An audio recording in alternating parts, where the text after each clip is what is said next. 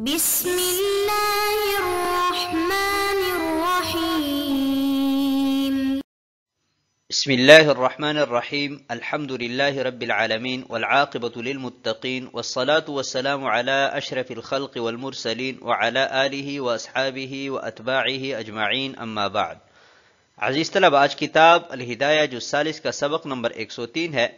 اور اس سبق میں ہم انشاءاللہ دو اجناس سے بحث کریں گے. جنس نمبر 1 حکم المصالحة عن الحقوق المجهولة او المعلومة، اور جنس نمبر 2 حکم تصرف الفضولی. اور کتاب کی عبارت ومن ادعا حقا فی دار سے لے کر یأذن فی تصرف النافع تک ہوگی. آتے ہیں کتاب کی عبارت کی طرف. قال ومن ادعا حقا فی دار معناه حقا مجهولا فصالحه الذي هي في يده الدار على 100 درهم فاستحقت الدار إلا ذراعا منها لم يرجع بشيء لأن للمدعي أن يقول دعواي في هذا الباقي. قال وإن ادعاها كلها فصالحه على 100 درهم فاستحق منها شيء رجع بحسابه لأن التوفيق غير ممكن فوجب الرجوع ببدله عند فوات سلامة المبدل. ودلت المسألة على أن الصلح عن المجهول على معلوم جائز لأن الجهالة فيما يسقط لا تفضي إلى المناضعة والله تعالى أعلم بالصواب. اور اگر کسی شخص نے دار میں حق کا دعویٰ کیا، یعنی حق مجہول کا دعویٰ کیا، پھر قابض نے مدعی حق کے ساتھ 100 دراہم پر صلح کر لی، پھر وہ دار 1 ذراع کے سوا مستحق نکلا، تو قابض کسی چیز پر رجوع نہیں کرے گا، اس لیے کہ مدعی کہہ سکتا ہے کہ میرا دعویٰ اسی باقی ماندہ میں تھا. اور اگر کل دار کا دعویٰ کیا، پھر قابض نے مدعی کے ساتھ 100 دراہم پر صلح کر لی، اور پھر کچھ حصہ مستحق نکلا، تو اسی حساب سے قابض رجوع کرے گا، اس لیے کہ توفیق ممکن نہیں ہے، لہذا مبدل کی سلامتی کے فوت ہونے کی وجہ سے بدل پر رجوع واجب ہوا. اور مسئلہ سے معلوم ہوا کہ مجہول سے معلوم پر صلح کرنا یہ جائز ہے، اس لیے کہ اسقاطات میں جہالت یہ مفضی الی المنازعہ نہیں ہے. ومن ادعا حقا فی دار، اس عبارت میں مسئلہ بیان کیا گیا ہے کہ ایک شخص نے کسی مکان میں حق مجہول کا دعویٰ کیا، یعنی یہ کہا کہ میں اس میں حصہ دار ہوں، اور حصے کی تعین نہیں کی کہ کتنا ہے. قابض نے انکار کیا، لیکن جھگڑا سے بچنے کے لیے مدعی کو صلحتاً 100 دراہم دے دیے، اور اس کا جو حق مجہول ہے وہ لے لیا. پھر تیسرے شخص نے اس مکان میں استحقاق کا دعویٰ کیا اور بینہ پیش کر کے اپنا دعویٰ بھی ثابت کر دیا، تو قاضی صاحب نے سارے کے سارے مکان کا فیصلہ صادر فرما دیا سوائے 1 گز کے. تو ابھی اس صورت میں قابض کو یہ حق حاصل نہیں ہے کہ وہ مدعی پر رجوع کریں کہ آپ مجھے کچھ پیسے واپس کریں، کیونکہ مکان کا کچھ حصہ تو مستحق ہوا، وہ مستحق نے لے لیا، کیونکہ مدعی یہ کہہ سکتا ہے کہ میں نے حق مجہول کا دعویٰ کیا تھا اور وہ حق صرف 1 ہی گز تھا.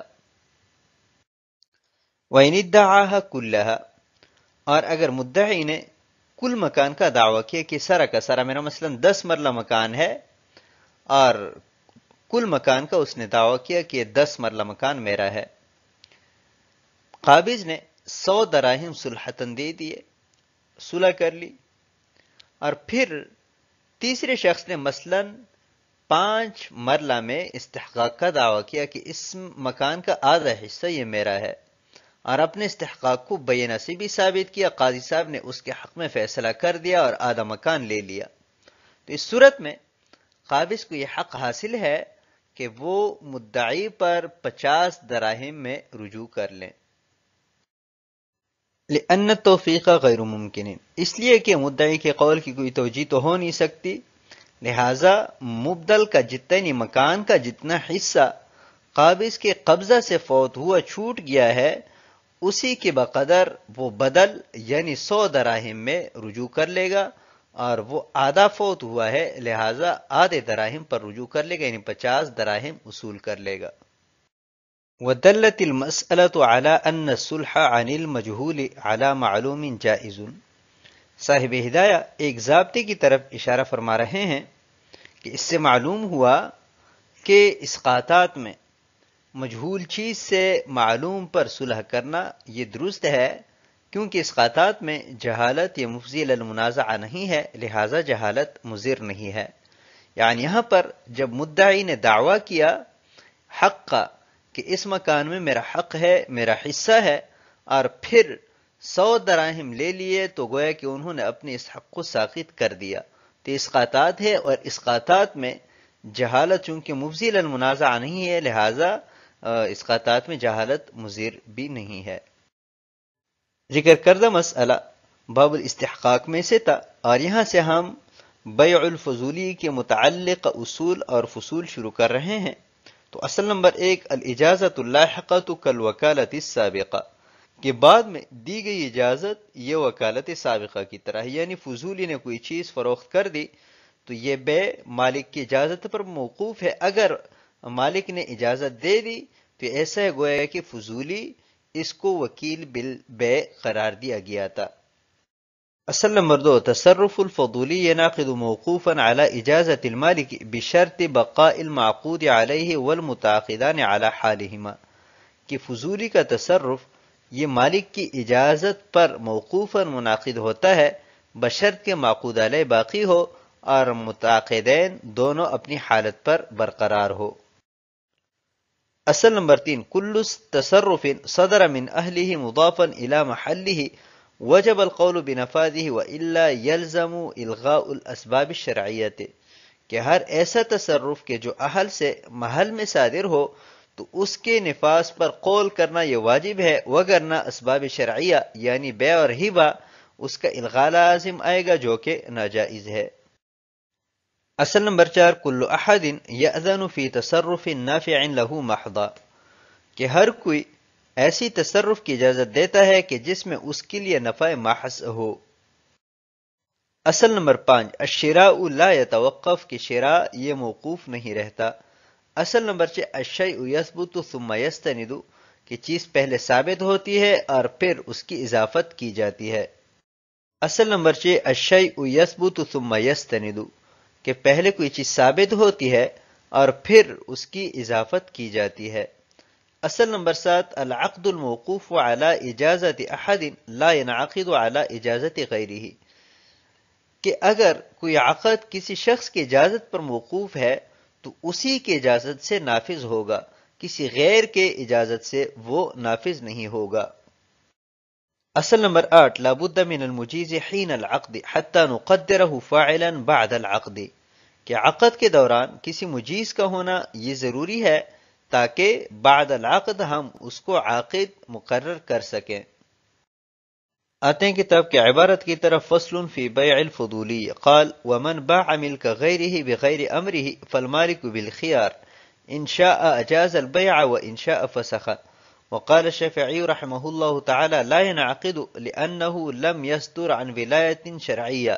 لأنها بالملک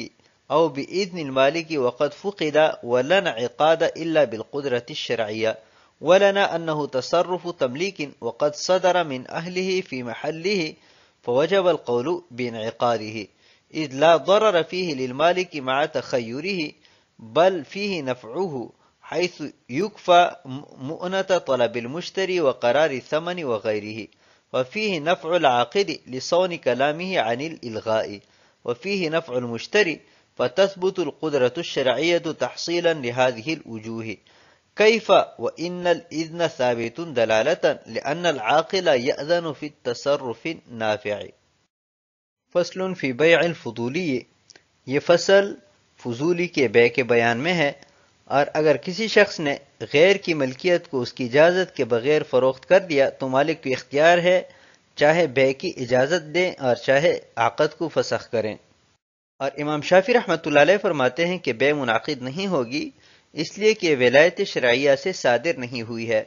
کیونکہ ولایت شرعیہ یا تو ملکیت سے ہوتی ہے یا مالک کی اجازت سے، اور یہ دونوں مفقود ہے، اور انعقاد نہیں پایا جاتا مگر قدرت شرعیہ سے۔ اور ہماری دلیل یہ ہے کہ بے تملیک کا تصرف ہے اور اہل سے محل میں صادر ہوا ہے، لہذا اس کے منعقد ہونے پر قول کرنا واجب ہے، کیونکہ مالک کو اختیار حاصل ہونے کی وجہ سے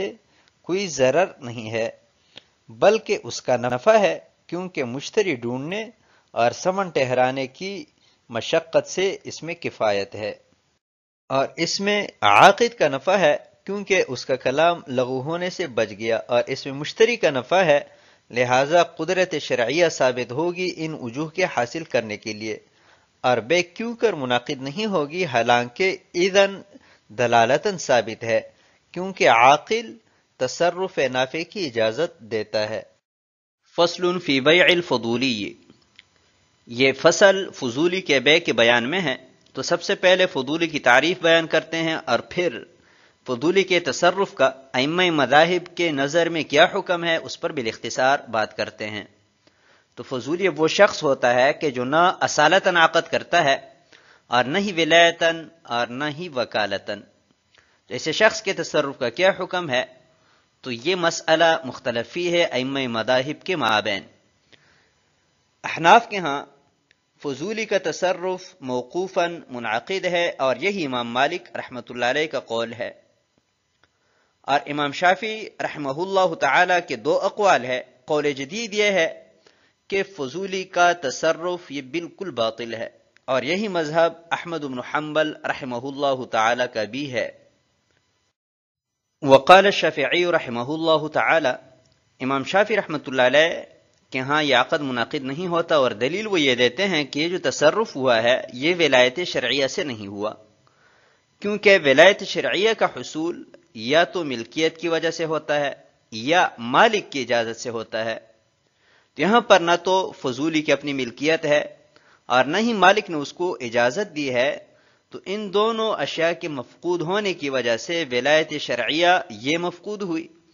اور ولایت شرعیہ کے مفقود ہونے کی وجہ سے یہ عقد سرے سے باطل ہے۔ وَلَنَا أَنَّهُ تَصَرُّفُ تَمْلِيكٍ، ہماری دلیل یہ ہے کہ فضولی نے جو تصرف کیا ہے تصرف تملیک ہے، یعنی مشتری مبیع کا مالک بنتا ہے اور بائع جو ہے وہ ثمن کا مالک بنتا ہے، اور فضولی کا غیر مملوکہ چیز کو فروخت کرنا یہ اس مبیع کے مالیت کے منافی بھی نہیں ہے اور نہ ہی اس کے اہلیت کے منافی ہے، یعنی مبیع جو ہے یہ بھی بے کا محل ہے، اور یہ فضولی یہ چونکہ عاقل اور بالغ ہے تو یہ بھی عقد کا حل ہے۔ اور یہ قاعدہ اور ضابطہ ہے کہ جب اہل سے تصرف محل میں صادر ہو تو اس صورت میں اس کے نفاذ پر قول کرنا واجب ہے، وگرنہ اسباب شرعیہ کا الغاء لازم آئے گا جو کہ ناجائز ہے۔ اذ لا ضرر فیہ للمالک مع تخیرہ، اور جہاں تک مالک کی بات ہے کہ اس کی چیز بلا اجازت فروخت کی گئی ہے تو اس میں اس کا کوئی ضرر نہیں ہے، کیونکہ اس کو اختیار دے دیا جاتا ہے کہ اگر آپ اس تصرف کو غیر معقول سمجھ دیں تو آپ ختم کر دیں، اور اگر آپ اس میں فائدہ دیکھتے ہیں تو آپ اس کو نافذ کر دیں۔ تو اس اختیار دینے کی وجہ سے مالک کا بھی اس میں کوئی ضرر نہیں ہے، لہذا عقد کے منعقد ہونے میں کوئی مانع نہیں ہے۔ بل فیہ نفعہ حیث یکفی مؤنۃ طلب المشتری، بلکہ ضرر تو مالک کا اس میں کوئی نہیں ہے، البتہ نفع ہے، بئی طور کہ وہ اپنی مبیع کے لیے مملوکہ چیز کے لیے مشتری خریدار طلب کرنے کی مشقت نہیں اٹھائے گا، اور نہ ہی اس کے ساتھ بحث و مباحثہ کر کے ثمن طے کرنے کی تکلیف اٹھائے گا، لہذا اس عقد کے منعقد ہونے میں کوئی مانع نہیں ہونا چاہیے۔ وفیہ نفع العاقد، اور عقد کے منعقد ہونے میں عاقد کا بھی فائدہ ہے کہ اس کا کلام وہ لغو ہونے سے بچ رہا ہے، یعنی فضولی نے جو عقد کیا ہے، جو ایجاب قبول کیا ہے، وہ لغو ہونے سے بچ جائے گا، اور مشتری کا بھی نفع ہے کیونکہ اس نے مبیع میں اپنا نفع دیکھ کر ہی وہ چیز خریدی ہے۔ تو اگر اس عقد کو برقرار رکھا جائے تو مشتری کا وہ نفع بھی برقرار رہے گا، لہذا ان وجوہات کی بنا پر اور ان منافع کے حصول کے لیے فضولی کو قدرت شرعیہ یہ حاصل ہے، اور یہاں پر مالک کی طرف سے دلالتاً اجازت ثابت ہے، کیونکہ ہر عاقل بالغ ایسے تصرف میں کہ جس میں اس کے لیے نفع ہو اس کی اجازت دیتا ہے، تو دلالتاً یہاں پر فضولی کے لیے مالک کی طرف سے اجازت بھی ثابت ہے، لہٰذا یہ بے منعقد ہوگی۔ تو آج کے سبق کو ہم اسی پر ختم کرتے ہیں۔ والسلام علیکم ورحمۃ اللہ وبرکاتہ۔